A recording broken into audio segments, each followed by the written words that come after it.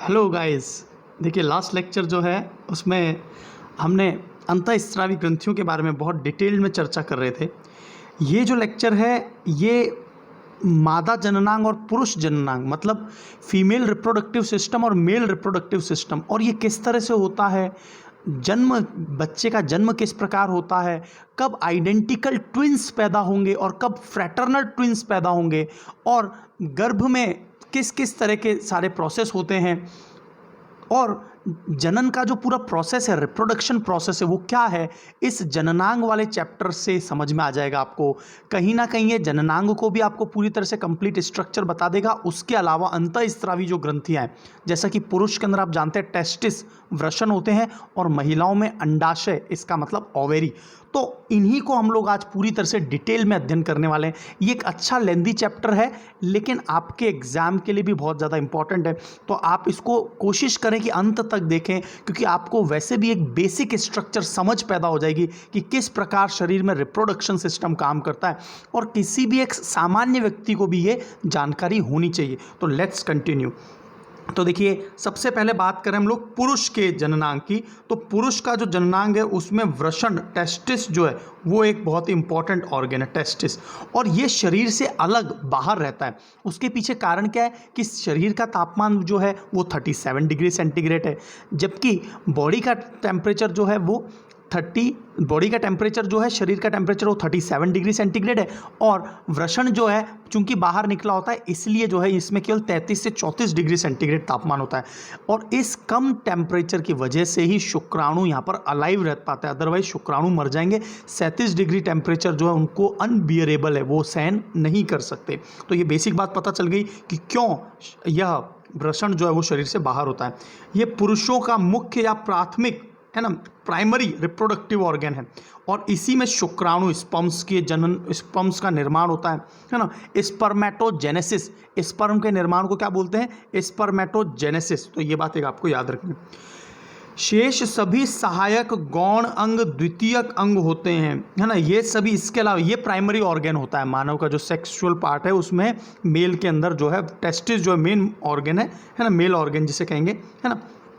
बाकी सभी एडिशनल है या सेकेंडरी है, जैसे अधिवृषण है ना, एपिडिमाइसिस है ना, शुक्रवाहिनिका जिससे शुक्राणु निकलते हैं, है ना, शुक्राशय जहाँ पर है ना शुक्राणु रहेंगे, सेमियल वेसिकल, शिनन का मतलब पेनिस, है ना, और उसके बाद में काउपर्स ग्लैंड होती है, मेल्स में काउपर्स ग्लैंड होती है, और प्रोटेस्ट ग्लैंड्स, आपको पता होगा प्रोटेस्ट कैंसर हो जाता है कई बार प्रोटेस्ट को पूरी तरह से परमानेंट जो है मेल के शरीर में से निकाल दिया जाता है, तो वह प्रोटेस्ट ग्लैंड जो है ना वो भी सेकेंडरी रिप्रोडक्टिव सिस्टम है। लेकिन यहाँ पर प्राइमरी रिप्रोडक्टिव सिस्टम कौन है, प्राइमरी रिप्रोडक्टिव सिस्टम है टेस्टिस वृषण। ठीक है, अब देखिए आगे चलते हैं। वृषण का आंतरिक टेम्परेचर 33 से 34 डिग्री सेंटीग्रेड होता है, शरीर से बाहर स्थित होता है, क्योंकि शुक्राणु के निर्माण के लिए कम तापमान की आवश्यकता होती है, 3 से 4 डिग्री कम, तो ये सेटिस्फाइड कर रहा है, इसीलिए शरीर से बाहर होता है। और मानव शरीर के तापमान को ये तीनों फिगर आप ध्यान लीजिए कि 37 डिग्री सेंटीग्रेड एग्जैक्टली तो 36.9 डिग्री सेंटीग्रेड होता है, हम उसको बहुत क्लोज में 37 लिख देते हैं। फ़ारेनहाइट में 98.6 फ़ारेनहाइट, या फिर केल्विन में 310। क्या आप मुझे कमेंट बॉक्स में बता सकते हैं कि what is the formula to calculate centigrade, Fahrenheit and Kelvin relation. Kelvin, Fahrenheit और सेंटीग्रेड में जो है क्या संबंध है, ये आप मुझे कमेंट बॉक्स में फॉर्मूला पेस्ट करके बताइए। अब देखिए ये मैं आपको फिजिक्स वाले सेक्शन में भी पूरी तरह से करवा दूंगा। वृषण के 3 प्रकार की कोशिकाएं वृषण में, सबसे पहले तो कौन सी है, जनन कोशिका, जर्म सेल, जहां पर शुक्राणुओं का निर्माण हो रहा है, स्पर्म्स का, और वही जाके जो है ना फीमेल के रिप्रोडक्टिव पार्ट में जाएंगे और वहां पर क्या है, रिप्रोडक्शन प्रोसेस करेंगे।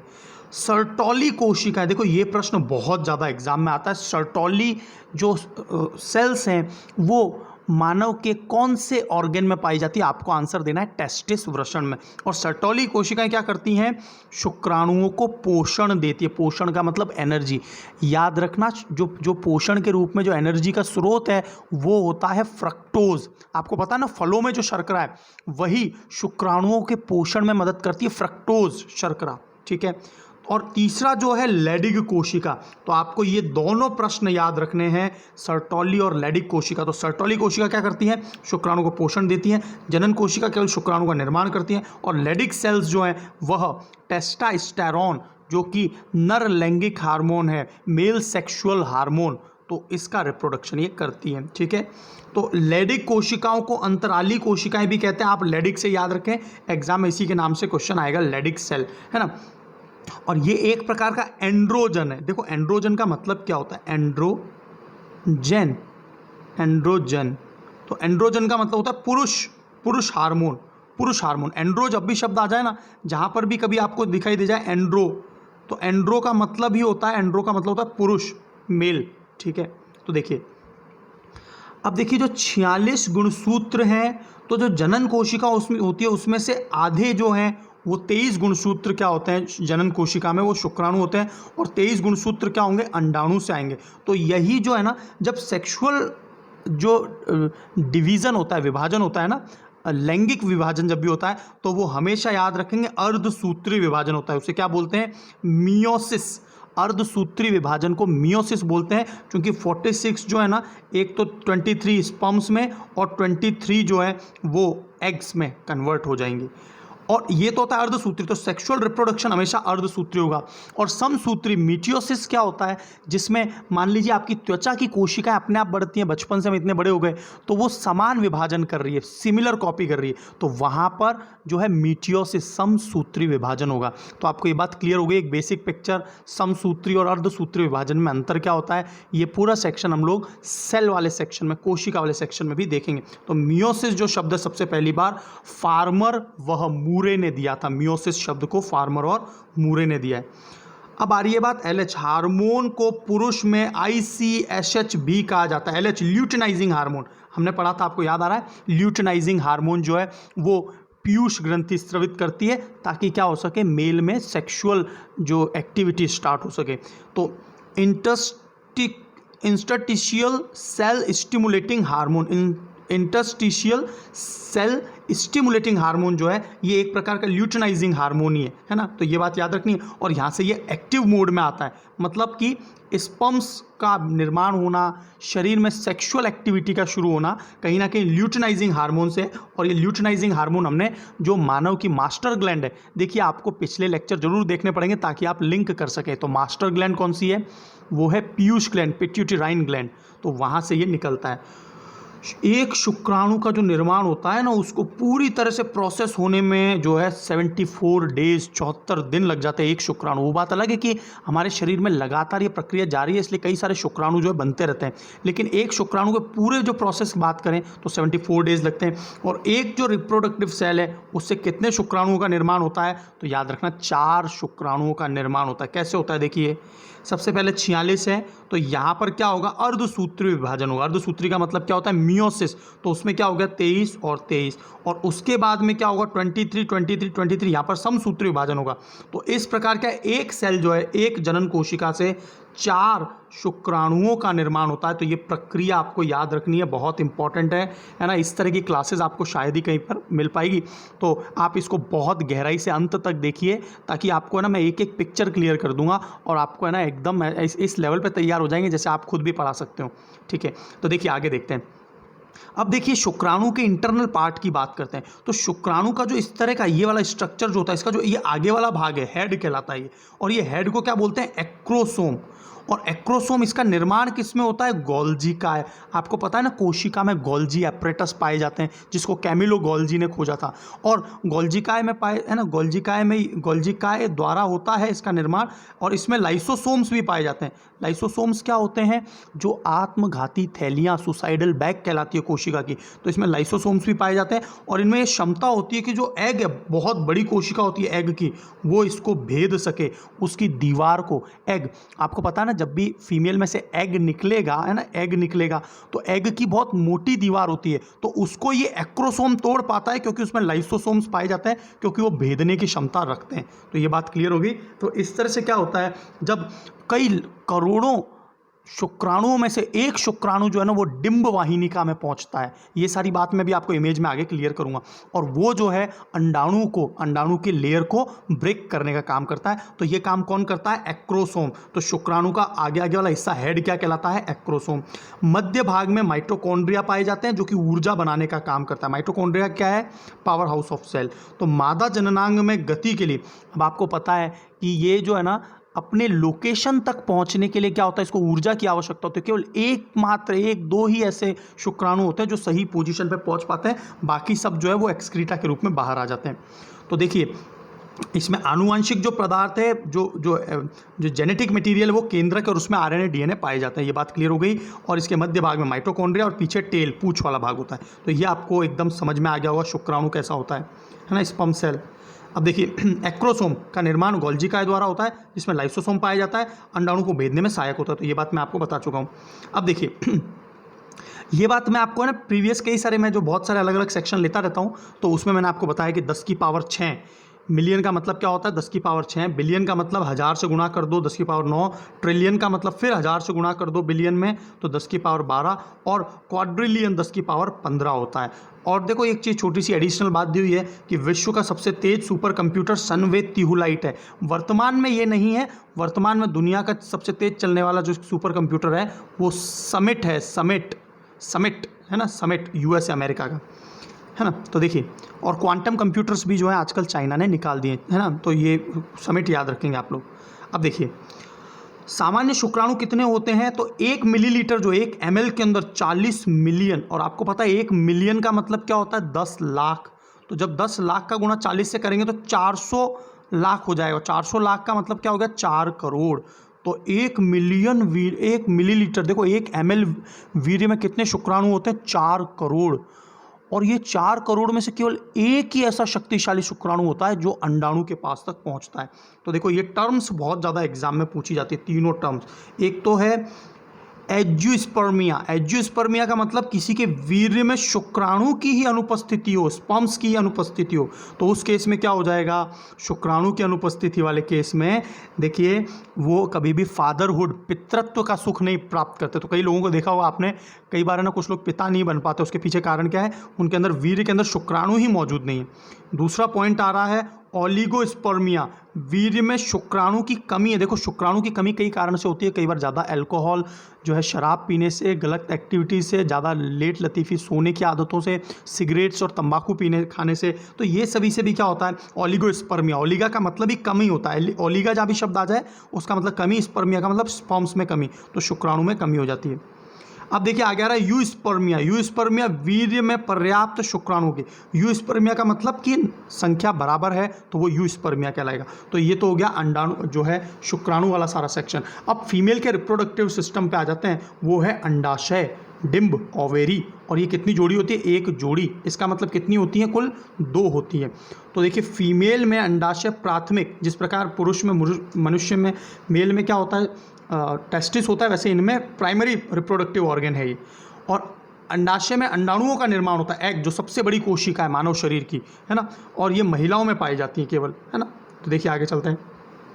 अंडाशय महिलाओं में उदर गुहा पे, उदर गुहा का मतलब नीचे जो एब्डोमिनल कैविटी है नीचे की तरफ, वहाँ पर स्थित होती है। और ये एक जोड़ी होती है, मतलब कुल 2 होती हैं। तो ये बात समझ में आ गया। अब देखिए ये बहुत ही इंपॉर्टेंट टर्म्स चल रहे हैं। एक्टोमी। एक्टोमी जहाँ भी शब्द आ जाए इसका मतलब है किसी को हटाना। जैसे हिस्टेरेक्टोमी। हिस्टेरेक्टोमी आपने सुना होगा कि जब भी 50 या 55 साल से ऊपर की महिला हो जाती है, 40 साल, 45 साल, तो कई बार क्या होता है? गर्भाशय जो है वोम्ब में, बहुत कॉमन है ये, आजकल आम है सभी महिलाओं में, कि महिलाओं के गर्भाशय में संक्रमण हो जाता है तो उसको पूरा का पूरा गर्भाशय निकालना पड़ जाता है। तो ये वाला जो प्रोसेस है उसको बोलते हैं हिस्टेरेक्टोमी। ये मैं आपको आगे भी कवर करूँ। हिस्टेरेक्टोमी, तो एक्टोमी मतलब हटाना, हिस्टर का मतलब गर्भाशय को हटाना, तो हिस्टेरेक्टोमी क्या हो गया? गर्भाशय को हटाना। ऊफ्रेक्टोमी। ऊफ्रेक्टोमी का मतलब पूरे, कई बार क्या होता है जो महिला के अंदर एग, अंडाणु जहाँ पर होते हैं, कि महिला में कभी है ना बच्चे का जनन हो ही ना, तो उसके लिए क्या, यदि हम लोग अंडाशय को निकाल देंगे तो एग नहीं बनेगा, तो उसे ऊफ्रेक्टोमी कहा जाता है ना। और सेल्पिग्नो, है ना, सेल्पिंगो, ये अंड वाहिनी के लिए आता है। और ऑर्किड, ऑर्किड जो शब्द है वो वृषण के लिए आता है। तो देखिए ये दोनों टर्म बहुत ज़्यादा इंपॉर्टेंट है। आपको याद आ रहा होगा इंदिरा गांधी जी के कार्यकाल में ना कई प्रकार की पुरुष नसबंदी का प्रोग्राम चलाया गया था, ज़बरदस्ती उनको पकड़ के। तो महिला नसबंदी आज भी जो है कुछ मतलब है ना, इंडियन गवर्नमेंट जो है ना नसबंदी कराने के लिए 2500 रुपये का भुगतान भी देती है कि यदि आप है ना 2 बच्चे करने के बाद में नसबंदी करवा देते हैं ताकि क्या हो भारत की जनसंख्या में एक नियंत्रण लाया जा सके, तो उसके लिए रुपए भी मिलते हैं। तो ये बात भी जरूर याद रखेंगे। तो नसबंदी ऑपरेशन जो है उसको बोलते हैं स्टरलाइजेशन। किसमें, किसकी बात करें, फीमेल में। तो ट्यूबेक्टोमी, ट्यूबेक्टोमी का मतलब क्या होता है, जो फेलोपिन ट्यूब होती है, मैं भी आपको आगे क्लियर करने वाला हूँ। इस तरह से फेलोपिन ट्यूब होती है, तो इसको बांध दिया जाता है। जब इसको बांध दिया जाएगा, अंडा निकलेगा तो भी क्या हो जाएगा, यहीं पे ख़त्म हो जाएगा, ये नीचे नहीं आ पाएगा। और शुक्राणु जब इसमें प्रवेश करते हैं तो यहाँ शुक्राणु इससे मिल नहीं पाएंगे।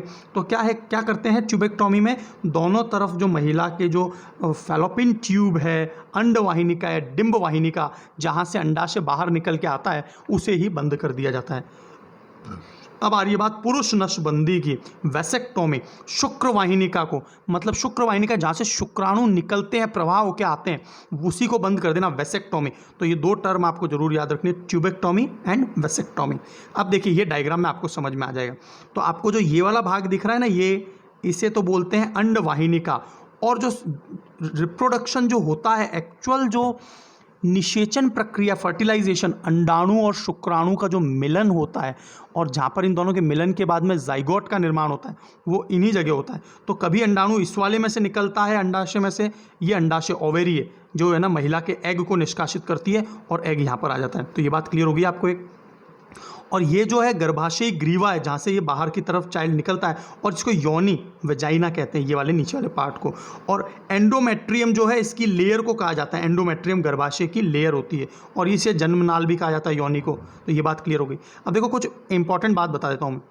देखिए यहाँ से क्या होगा, शुक्राणु प्रवेश करेगा इस पॉइंट से, और यहाँ पर शुक्राणु और अंडाणु मिलेंगे।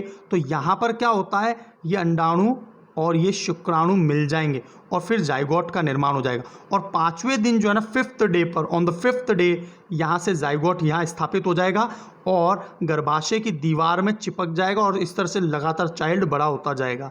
ठीक है, 5वें दिन ये गर्भाशय में शिफ्ट होता है। कौन से दिन, 5th डे पर। ठीक है, आपने सुना होगा फीमेल के अंदर जब भी जो पीरियड का समय होता है, माहवारी का जो समय होता है, उस समय जो है ब्लीडिंग जो होती है, उसके पीछे कारण क्या है कि जो जब जैसे मान लीजिए सेक्सुअल एक्टिविटी नहीं हुई, तो अंडाशय में से अंडाणु बाहर निकलेगा, है ना, अंडाणु बाहर निकला, और ये गर्भाशय की दीवार से चिपक जाता है कुछ दिन के लिए।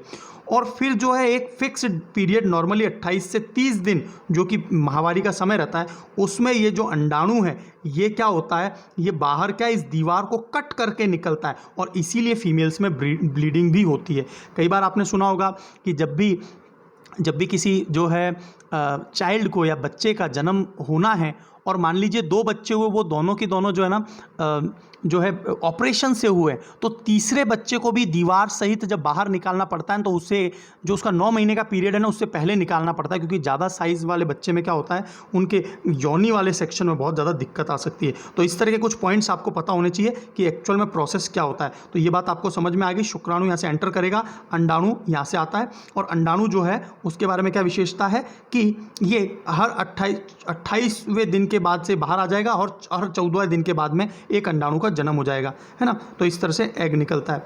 तो देखिए, अंडाशय के अतिरिक्त सभी गौण लैंगिक द्वितीयक अंग होते हैं, जैसे गर्भाशय सेकेंडरी जो है रिप्रोडक्टिव ऑर्गन है फीमेल में, योनि, वेजाइना जो है वो सेकेंडरी है।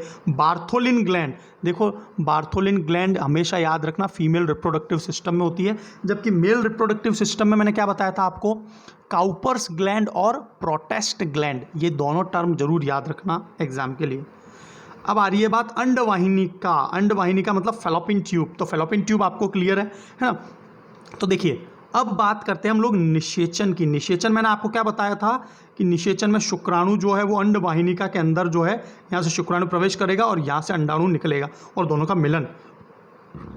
तो अंडाणु और शुक्राणुओं के मिलने के बाद में अंडाणु और शुक्राणु के जो केंद्रक न्यूक्लियस होते हैं, उनके जुड़ने की प्रक्रिया को ही क्या कहा जाता है, निषेचन कहा जाता है।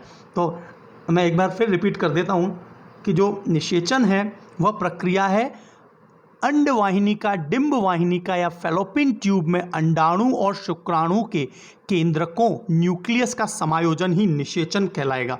और उसके बाद में ये जो 5th डे पर गर्भाशय में आ जाएगा और गर्भाशय की दीवार से अपरा एम्बिलिकल कॉर्ड के तौर पे नीचे लग जाएगा और वो जो है लगातार मादा या फीमेल के शरीर से पोषण लेता रहेगा। तो ये बात क्लियर हो गई। तो हर्टविग ने जो है निषेचन की खोज की थी और एक जीव होता है सी आर्चिन, है ना, समुद्र में पाया जाता है। उन्होंने निषेचन की खोज जो है ना, निषेचन की खोज हर्टविग ने सी आर्चिन पे की थी और इसे जो है अरस्तु की लालटेन भी कहा जाता है। ठीक है, अरस्तु की लालटेन किसे कहा जाता है? सी अर्चिन में इन्होंने निषेचन की प्रक्रिया देखी थी। तो अरस्तु की लालटेन जो है कई बार अंडवाहिनिका, डिंबवाहिनिका को कहा जाता है। अंडाणु और शुक्राणु के केंद्रकों का संलयन जो है ना, न्यूक्लियस का जो समायोजन है, ऐड हो जाते हैं, दोनों जुड़ जाते हैं, वही जो है ना निषेचन या फर्टिलाइजेशन है। मनुष्य में निषेचन कहाँ होता है, कहाँ पर बताएंगे? अंडवाहिनिका फीमेल में होता है, दोनों का मिलन होता है। अब देखिए मिलन के बाद में क्या हो रहा है। 23 जो अंडाणु हैं और 23 जो शुक्राणु हैं, ये दोनों 23 मतलब गुणसूत्र हैं इसमें 23 गुणसूत्र हैं। ये फीमेल गैमेट है और ये मेल गैमेट है, नर युग्मक मादा युग्मक। दोनों का निषेचन होगा अंडवाहिनिका डिंबवाहिनिका में। 2n मतलब 46 बन जाएंगे, युग्मनज बन गया, इसको जाइगोट बोला जाएगा, जाइगोट। तो सबसे पहली बार जो बनता है वो जाइगोट बनता है और उसके बाद ये सेल डिवीज़न करते करते क्या होते हैं, मतलब जो है बढ़ते चले जाते हैं। ठीक है, तो ये बात एक याद रखनी है। अब देखिए क्या होता है, कई बार क्या होता है, आपने देखा होगा कि कई बार क्या होता है, फीमेल में 2 अंडाणु निकल गए। मान लीजिए एक केस लिया मैंने, 2 अंडाणु निकल गए, एक की बजाय 2 निकल गए और 2 शुक्राणु यहाँ पहुँच गए। एक ने इसको भेद दिया, एक ने इसको भेद दिया। तो चूंकि ये दोनों अलग अलग हुए हैं इसलिए इसको कहा जाता है फ्रैटर्नल ट्विन। फ्रैटर्नल का मतलब दोनों के अंदर है ना चेहरा वगैरह सेम नहीं होगा, क्योंकि दोनों अंडाणु शुक्राणु अलग अलग थे। लेकिन कई बार क्या होता है कि ये जो जाइगोट और ये दोनों जो मिल जाते हैं ना, उसके बाद में जब तक ये गर्भाशय की दीवार में चिपकने वाले होते हैं उससे पहले ही है ना, ये और भी, जैसे ये मान लीजिए दोनों मिलकर जाइगोट बना लिया इन्होंने, ये जाइगोट, तो ये उससे पहले ही कोशिका विभाजन हो गया, 2 बन गए, तो एक यहाँ जुड़ गया और एक यहाँ जुड़ गया। तो ये दोनों जो ट्विन है ना वो बिल्कुल एक जैसे होंगे, क्योंकि एक ही कोशिका का इनका है ना 2 विभाजन हो गए। क्योंकि 23 गुणसूत्र मेल के शुक्राणु, 23 गुणसूत्र फीमेल के शुक्राणु जुड़ गए और गर्भाशय तक पहुंचते पहुंचते ये 2 में विभाजित होगा और दोनों जो है ना गर्भाशय की दीवार में चिपक गए। और इसके बाद में दोनों ही क्या करेंगे, ऊर्जा लेके ये भी जो है एक चाइल्ड का फॉर्म लेगा 9 महीने बाद और ये भी चाइल्ड का फॉर्म लेगा। तो ये दोनों जो होते हैं आइडेंटिकल होते हैं, लेकिन अलग अलग अंडाणु हैं और अलग अलग शुक्राणु जो मैच हुआ है उस केस में जो है आइडेंटिकल नहीं, फ्रैटर्नल जो है ट्विन पैदा होंगे। तो ट्विन्स का कॉन्सेप्ट आपको क्लियर हो गया होगा। जो जुड़वा बच्चे होते हैं, ट्विन्स बच्चे, उनके पीछे कारण क्या है? एक तो समान होते हैं और एक असमान होते हैं। असमान वाले कौन से? जो उनमें डिफरेंट अंडाणु हैं और डिफरेंट शुक्राणु हैं। और एक अंडाणु एक शुक्राणु को मिलने के बाद में दोनों अलग अलग हो गए और गर्भाशय की दीवार में चिपक गए। तो चूंकि एक ही कोशिका से विभाजन हुआ है इसीलिए वो आइडेंटिकल, तो उनके भौतिक गुण, चेहरा वगैरह सब कुछ बहुत ज़्यादा मिलता है। तो आपको ये बात क्लियर हो गई ट्विन्स के कॉन्सेप्ट। अब देखिए क्या होता है, भ्रूण में जो विकृतियां आ जाती हैं, डिफॉर्मेशन, इन डिफॉर्मेशन के कारण ही आनुवंशिक रोग भी उत्पन्न होते हैं। कई बार बच्चों के जो है ना विकलांगता गर्भ बचपन से ही आ जाता है ना। एम्ब्रायोना, तो भ्रूणीय विकृति को क्या बोलते हैं? एम्ब्रायोना मतलब डिफॉर्मेशन। तो इसका जो अध्ययन है वो हम लोग करते हैं, उसे क्या बोलते हैं? टेरेटोलॉजी। तो आपने कई बार देखा होगा गर्भाशय से ही बच्चा जो है ना वो विकृत पैदा होता है, तो उसके पीछे जो है डिफॉर्मेशन का कारण ये है। भ्रूण में विकृति उत्पन्न करने वाले कारक क्या हैं, ड्रग और औषधियाँ कौन हैं, वो उसको कहते हैं टेरेटोजन। टेरेटोजन जो इसके कारण हो रहा है ना। कई बार अलग तरह की चीज़ें खान पान से भी होता है ये। और टेरेटोलॉजी का मतलब उस क्यों हुआ है बच्चे में, गर्भ में ये जो डिफॉर्मेशन हुआ है, विकृति आई है ना, वो क्यों हुई है, तो उसका पता लगाते हैं। भ्रूण के विकास का जो अध्ययन है उसे भ्रूणिकी कहा जाता है, एम्ब्रियोलॉजी कहा जाता है कि किस प्रकार भ्रूण जो है ना बढ़ता चला जाता है।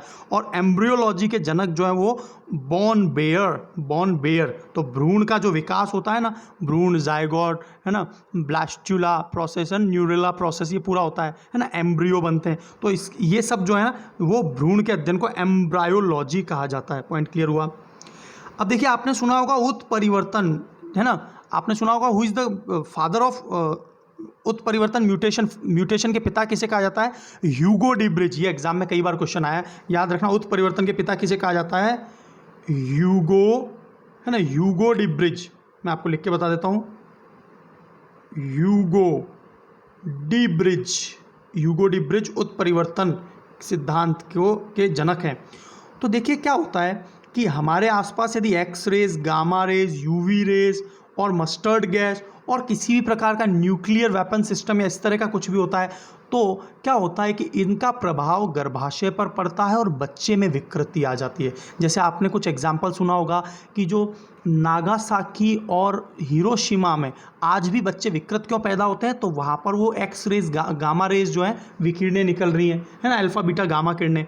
उसके अलावा आपने सुना होगा कि कुछ मस्टर्ड गैस वाला केस है, जो है भोपाल गैस त्रासदी में आज भी बच्चे विकृत पैदा होते हैं। तो उसके पीछे कारण क्या है कि जो उनका जो गर्भ में ही है ना, उनके अंदर बहुत तरह के डिफॉर्मेशन पैदा करने वाले ये फैक्टर्स हैं, कारक हैं। तो ये बात पता चल गई आपको, म्यूटाजन कहा जाता है इन्हें, और फादर ऑफ म्यूटेशन कौन है, ह्यूगो डी ब्रिज। तो देखिए जीनों में होने वाले आकस्मिक सडन चेंजेस जो हैं उसी को क्या कहा जाता है, उत्परिवर्तन। और उत्परिवर्तन के कारण जो है ना पहले वाली पीढ़ी से बच्चा बहुत अलग दिखाई देता है। तो ये बात समझ में आ गई। कोई भी बाह्य प्रोटीन जिसे शरीर में प्रवेश कराने पर यदि वह एंटीबॉडी का निर्माण को प्रेरित करता है, वो एंटीजेंस कहलाता है। एंटीजेंस का मतलब कोई भी प्रतिजीवी, बाहर के कण, जैसे वो शरीर में आए तो हमारे शरीर में तुरंत एंटीबॉडी जनरेट हो जाती है, क्योंकि वो सुरक्षा का काम कर रही है और वो उनसे लड़ना शुरू कर देगी। तो ऐसे क्या होते हैं, जैसे वैक्सीन से वो भी क्या करते हैं कि यदि मान लीजिए वैक्सीन कोविड-19 की आ गई, तो हमारे शरीर में जैसे कोविड वायरस आएगा, शरीर में प्रवेश करेगा, तो अपने आप से उसके खिलाफ जो है ना एंटीबॉडीज़ बन जाएंगे। तो यही वैक्सीन है, पॉलिन है, बैक्टीरिया, विषाणु, ये सब क्या है, एक तरह के एंटीजेंस की तरह से काम करते हैं और ये उनको सुरक्षा प्रदान करते हैं। कैंसर के जो कारक होते हैं, फैक्टर्स ऑफ द कैंसर, ये बहुत इंपॉर्टेंट क्वेश्चन है। कार्सिनोजेंस, देखिए एक बात हमेशा ध्यान रखिए, कैंसर का मतलब है अनियंत्रित रूप से जो कैंसर जनित वाली कोशिकाएं शरीर में अचानक से बढ़ जाती हैं, उसके कारण कैंसर होता है। तो कई बार कुछ लोग ज़्यादा ड्रग्स, ज़्यादा अल्कोहल, सिगरेट्स लेने से और रसायन और विकिरणों के कारण क्या होता है कि ये कोशिकाएं अपने आप को अनियंत्रित रूप से बढ़ाना शुरू कर देती हैं और फाइनली पूरे शरीर में फैल जाती हैं। तो शरीर की जो मूलभूत कोशिकाएं वो भी खत्म हो जाती हैं और इन्हीं को क्या कहा जाता है, कार्सिनोजेंस कहा जाता है। अब देखिए भ्रूण के विकास का क्रम आपके एग्जाम के लिए बहुत ज़्यादा इंपॉर्टेंट है। सबसे पहले मैंने बताया था शुक्राणु और अंडाणु मिलेगा, जाइगोट बनेगा। क्लीवरेज प्रोसेस, विदलन के थ्रू क्या होता है, सबसे पहले 2-3 दिन बाद मोरूला बनता है। मोरूला के बाद 5वें दिन जो है वो ब्लास्ट्यूला बनेगा। ब्लास्ट्यूला के बाद में 3 लेयर स्तर वाला गैस्ट्यूला बनेगा। तो ये आपको सीक्वेंस याद रखना है, कई बार जो है ना अच्छे पेपर्स में पूछा है। जाइगोट के बाद मोरूला, फिर ब्लास्ट्यूला, है ना,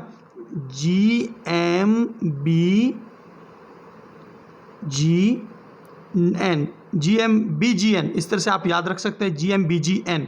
और N का मतलब क्या होगा, न्यूरोला, और उसके बाद में ऑर्गेनोजेनेसिस। और न्यूरोला के बाद में क्या होता है, जो ब्लास्टोसिस प्रोसेस होगा, उसके बाद में सभी शरीर के अंगों का निर्माण हो जाएगा। सबसे पहले जो है यकृत का निर्माण होता है और फाइनली 9 मंथ बाद जो है वो शिशु बाहर आ जाएगा। तो ये प्रोसेस क्लियर हो गया। अब देखिए कुछ फैक्चुअल क्वेश्चंस भी हमें जो है ना इस पूरे टॉपिक से रिलेटेड पता होने चाहिए। मैं आपको रिक्वेस्ट करूंगा चैप्टर पूरा देखना, क्योंकि अभी बहुत ज़्यादा इंपॉर्टेंट सेक्शन आगे आने वाले हैं।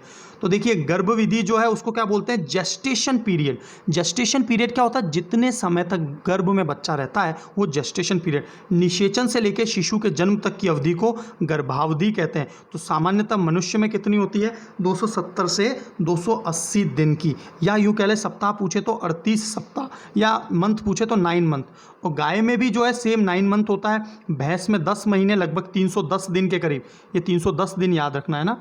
और उसके बाद चूहा जो है वो 21 डेज। हाथी का सबसे लंबा पीरियड होता है 22 माह का सर्वाधिक, और बकरी 150 दिन में उनका जो है जेस्टेशन पीरियड होता है। अब देखिए ओव्यूलेशन क्या है, अंडाशय में से एग का निकलना, जो अंडाशय ग्रंथि है उसमें से एग का निकलना, वो जो है ओव्यूलेशन कहलाता है। और रजोचक्र मतलब कि जो पीरियड्स हो गए हैं उसके 14वें दिन जो है इस अंडोत्सर्ग का निर्माण हो जाता है ना। तो देखिए अंडोत्सर्ग शुक्राणु का अंडाशय से अंडवाहिनिका में आना का प्रक्रिया है ना। देखिए क्या है, अंडाणु तैयार हो गया 14वें दिन और उसके बाद में वो कहाँ पर आ गया, अंडाशय में। तो इसीलिए जो है ना जो पीरियड्स हैं उसके लगभग 12, 14, 15 दिन के बाद में यदि सेक्सुअल एक्टिविटीज़ होती है तो बच्चे के जन्म की संभावना सबसे प्रबल होती है। उसके पीछे कारण क्या है? क्योंकि अंडाणु जो है वो अभी अंडाशय से निकल चुका है और डिंबवाहिनिका या अंडवाहिनिका में। इस समय यदि जो है सेक्सुअल एक्टिविटीज़ या सेक्सुअल डिस्कोर्स होगा तो ज़रूर बच्चे का जन्म हो सकता है। तो ये पॉइंट आपको एकदम क्लियर हो गया होगा, है ना। तो इस कंडीशन में ना चाइल्ड की जन्म की संभावना सबसे ज़्यादा होती है ना। जस्ट पीरियड्स के बाद में या पीरियड से पहले, माहवारी से पहले या बाद में जन्म की संभावना न्यूनतम रहती है, क्योंकि अभी अंडाणु जो है अंडवाहिनिका या फैलोपियन ट्यूब में नहीं है। जनन कोशिका, एक जनन कोशिका से यहाँ पर एक ही अंडाणु बनता है, लेकिन शुक्राणु कितने बनते थे? 4। 3 जो है वो नष्ट हो जाते हैं, याद रखना, ठीक है। महिला के एक माह लगभग 28 दिन में एक अंडाणु का निर्माण होता है और ये कितने घंटे तक सक्रिय रहता है, एक्टिव रहता है? 48 आवर्स तक रहता है। जब भी महिला में अंडोत्सर्ग ओव्यूलेशन प्रोसेस होता है तो मादा का टेम्परेचर जो है ना 0.5 डिग्री सेंटीग्रेड तक बढ़ जाता है। ये पॉइंट क्लियर हो गया। महिला अपने जीवन काल में 400 अंडाणु का निर्माण करती है। कैसे कैलकुलेट किया? इसको बोलते हैं मिनार्की। मिनार्की का मतलब क्या होता है? जब से जो फीमेल है उसमें माहवारी या menstrual cycle MC process start हो जाता है और 45 से 50 वर्ष तक के बाद में महिला में मेंस्ट्रुअल साइकिल जो है ना, पीरियड्स आना बंद हो जाता है। तो इस बीच में प्रति मंथ को काउंट करें, प्रति मंथ के हिसाब से, तो लगभग जो है एक महिला अपने जीवन काल में लगभग 400 अंडाणुओं का निर्माण करती है। अब देखिए लैंगिक जो लक्षण हैं वो क्या हैं, उस पर बात कर लेते हैं। तो देखिए सेक्सुअल कैरेक्टरिस्टिक्स, तो सबसे पहले प्रमुख लक्षण क्या है? तो प्राथमिक ये जन्म में से ही विकसित हो जाते हैं, जैसे जननांगों का विकास, जैसे मेल और फीमेल का अपने रिप्रोडक्टिव ऑर्गन तैयार हो जाएंगे। सेकेंडरी, देखो तो आपको आज तक समझ में आ गया कि प्राइमरी जो, इसको सेकेंडरी फीचर्स क्यों कहते हैं, सेकेंडरी गुण क्यों कहते हैं? क्योंकि प्राइमरी किसे कहा जाएगा? जन्म के समय ही फीमेल और मेल का रिप्रोडक्टिव सिस्टम तैयार हो गया है, लेकिन फीमेल में बाल का कम आना, है ना, स्तनों का विकास होना, और मेल के अंदर जो है पूरे शरीर पे बाल का आना, उसकी आवाज़ का भारी होना, फीमेल में आवाज़ का पतला होना, तो ये सभी जो है वो सेकेंडरी कैरेक्टरिस्टिक्स कहलाती हैं। तो हार्मोनों के प्रभाव के कारण ब्यूटी के अंदर टेस्टोस्टेरोन और फीमेल के अंदर प्रोजेस्टेरोन और जो है एस्ट्रोजन, इसके कारण होता है। और एस्ट्रोजन को जो है ब्यूटी हार्मोन भी कहा जाता है। तो दाढ़ी मूंछ का प्रकट होना, स्तनों का विकास होना, हड्डी और पेशियों का मजबूत होना, तो ये सभी जो है। अब देखिए थैलार्की, कभी एग्जाम में क्वेश्चन आ जाए थैलार्की क्या है, तो सर्वप्रथम जो स्तनों का विकास होने की शुरुआत होती है फीमेल्स में, वो थैलार्की कहलाता है। और इसके बाद में आ रहा है प्यूबार्की, जननांगों पर बाल जो आना शुरू हो जाते हैं, है ना, हेयर्स जो स्टार्ट हो जाते हैं, वो प्यूबार्की। और प्यूबर्टी क्या होता है? प्यूबर्टी का मतलब जब से है ना बच्चे में व्यस्कपन शुरू हो जाता है, प्यूबर्टी नॉर्मली 13 साल में फीमेल में, और मेल के अंदर जो है 13, 14, 15 साल, 1-2 साल गैप होता है। मीनार्की मतलब मेंस्ट्रुअल साइकिल का फीमेल में स्टार्ट हो जाना, है ना। तो ये बात एक आपको याद रखनी है, ठीक है। तो देखिए यहाँ पर आपको ये बात क्लियर हो गई। सबसे पहले फीमेल में क्या होगा? थैलार्की होगा, उसके बाद में प्यूबार्की होगा, और उसके बाद में मीनार्की स्टार्ट होगा। तो फीमेल में ये क्रम आपको याद रखना है, थैलार्की, प्यूबार्की एंड मिनार्की का मतलब मेंस्ट्रुअल साइकिल का शुरुआत हो जाना। ये डायग्राम बहुत बहुत ज़्यादा इंपॉर्टेंट है। अब देखिए ये जो है ये अंडाशय है, और अंडाशय में जो है ना एग का निर्माण हो रहा है ओवरी से, अंडोत्सर्ग, और ग्रेफियन पुट्टिकाएँ। तो याद रखना ग्रेफियन पुट्टिकाएँ कहाँ पाई जाती हैं? जैसे थोड़ी देर पहले हमने पढ़ा था सर्टोली कोशिका या फिर लैडिग कोशिका, वो पुरुषों में, मेल में पाई जाती है। ग्रेफियन पुट्टिकाओं से एस्ट्रोजन का निर्माण होता है, इसे फीमेल में ब्यूटी हार्मोन भी कहा जाता है। और जो इसका आउटर वाला भाग है, जो अंडाशय नाम की जो ग्रंथि है ना, छोटी सी गोल सी जो ग्रंथि है जो फैलोपियन ट्यूब के बाहर लटकी हुई रहती थी, अभी जो हमने डायग्राम देखा, तो उसमें जो आउटर वाला पार्ट है कॉर्पस ल्यूटियम, यहाँ से प्रोजेस्टेरोन का निर्माण होता है। ग्रेफियन पुट्टिकाओं से एस्ट्रोजन, कॉर्पियस ल्यूटियम से प्रोजेस्टेरोन, फीमेल के जो हार्मोन्स का स्त्रवण होता है। और जो है ग्रेफियन पुट्टिकाओं से ही क्या है, अंडाणु का भी निर्माण होता है, और ये अंडाणु किस में आ जाता है? फैलोपियन ट्यूब में आ जाता है।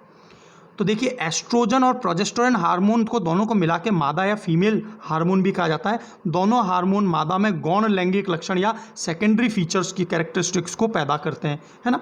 एस्ट्रोजन को सुंदरता का हार्मोन भी कहते हैं, और प्रोजेस्टेरोन जो है प्रेगनेंसी, गर्भ धारण का हार्मोन कहलाता है। दोनों पॉइंट इंपॉर्टेंट है। एस्ट्रोजन मतलब beauty hormone, pregnancy hormone is progesterone. और दोनों हार्मोन के व्युत्पन्न व्युत्पन्न ही गर्भ निरोधक गोली में पाए जाते हैं, है ना। व्युत्पन्न का मतलब क्या होता है, उसका अपोजिट। तो इसको रोक दिया जाएगा तो ओरल कॉन्ट्रासेप्टिव पिल्स जो होती हैं, जो गर्भ को धारण नहीं करने देती, आपने आई पिल्स का नाम सुना होगा 72 आवर्स वाला, तो ये जो है ओरल कॉन्ट्रासेप्टिव पिल्स। तो ये बात एक आपको क्लियर हो गई। अब देखिए, अब गर्भाशय की बात करते हैं। गर्भाशय का मतलब जो फीमेल के अंदर वुम्ब होता है, तो अपरा से, अपरा मतलब प्लेसेंटा, एम्बिलिकल कॉर्ड से तो भ्रूण जुड़ा होता है और यहाँ से ये सारी की सारी ऊर्जा लेता है मादा या महिला या माता के शरीर से, और भ्रूण जो है ये लटका हुआ हमेशा इस तरह से गर्भ में, और चारों तरफ एक तरल बहता रहता है जो कि ना इसको दीवार से चिपकने नहीं देता, है ना, भ्रूण को। तो देखिए, माँ अपरा के माध्यम से ग्लूकोज व ऑक्सीजन को प्रदान करती है ना, बच्चे को लगातार ऊर्जा, क्योंकि ग्लूकोज और ऑक्सीजन जब उसकी कोशिका में जुड़ेंगे तो एटीपी ऊर्जा का निर्माण करेंगे, और अवशिष्ट जो उत्पाद है ना, अवशिष्ट जो उत्पाद है, अपशिष्ट जो है, एक्सक्रीटा है, वो कार्बन डाइऑक्साइड, है ना, अपरा प्लेसेंटा के माध्यम से माँ को दे देता है ना, मदर के शरीर में, मदर जो है एक्सक्रीटा के रूप में बच्चे में से।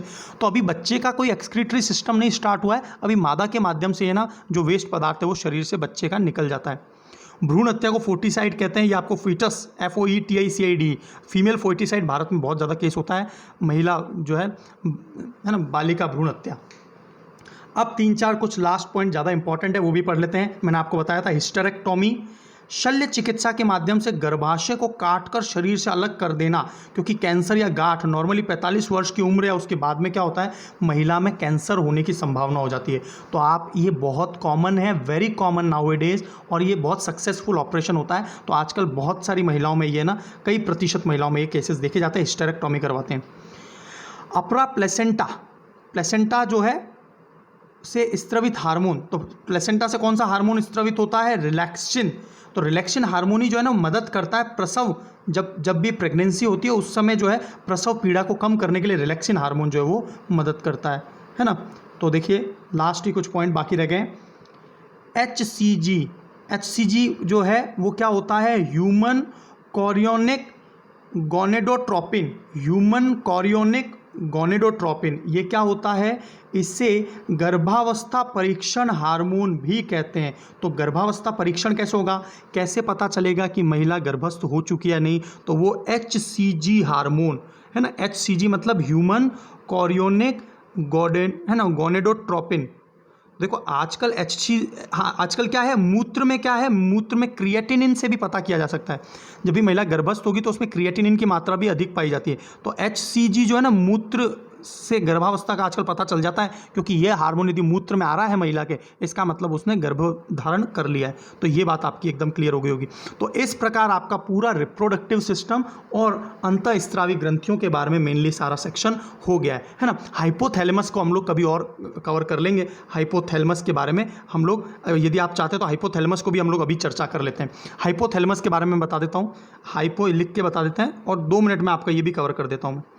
हाइपोथैलेमस,